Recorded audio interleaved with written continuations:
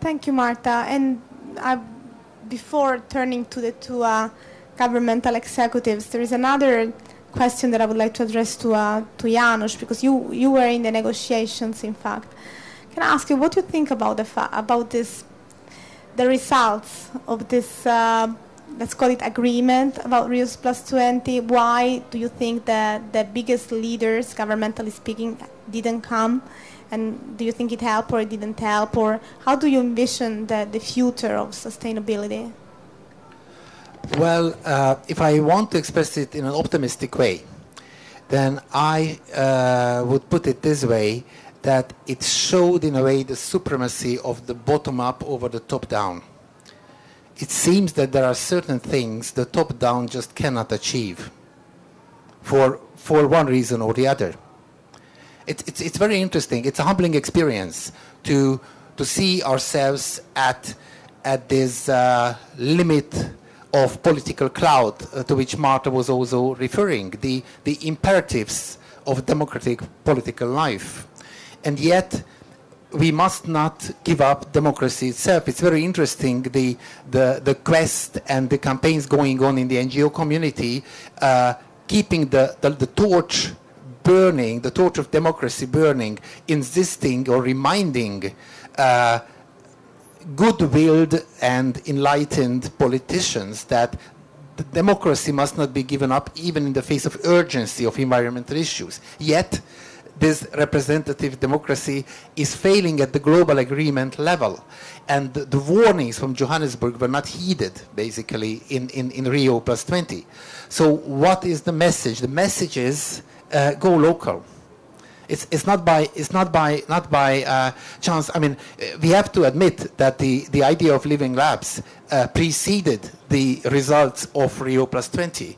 But I mean, Rio Plus 20 results vindicated the idea of going forcefully to the local level, this is the medium level. I mean, not to the individual, not this atomized society, not to the individual, not to the individual safety, not into some sort of an escape.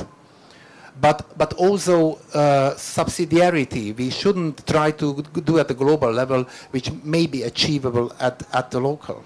This is not to give up on the global agreement, but maybe we need more local examples about its possibility. We need more encouraging examples from the local level that indeed it brings prosperity, it brings jobs, it brings peace, it brings a better quality of life, to be more resilient, to not to mix up the economy with governance, to go back elected officials of governing for the common good, so that business can be freed from political thinking and go back to what they understand best.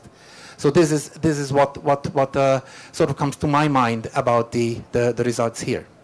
And how do you think that the local can be fostered besides experiences like the living laboratory or capacity building, or which other actions can be undertaken to be mobilizing the local?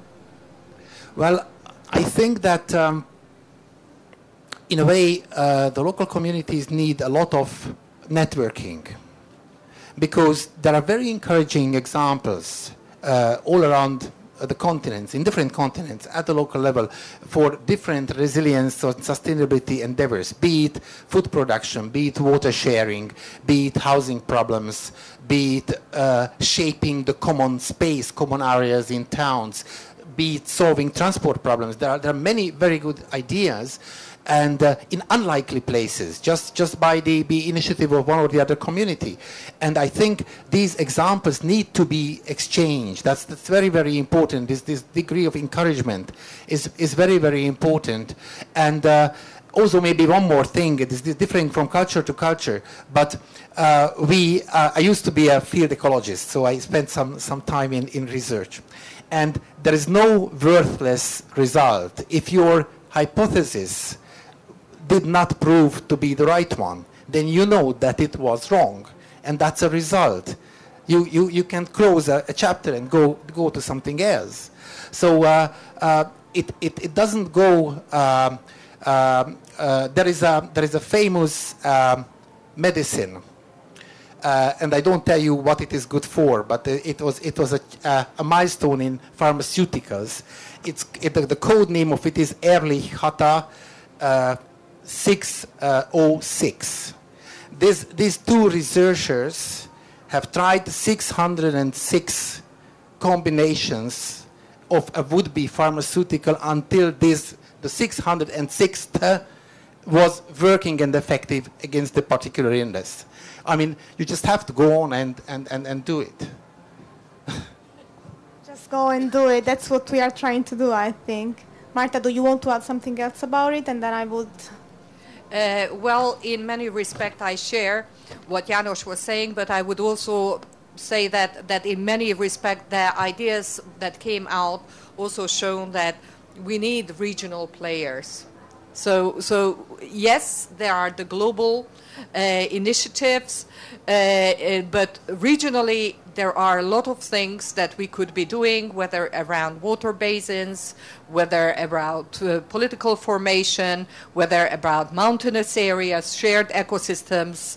But I think that those are the communities that can actually act together and prepare.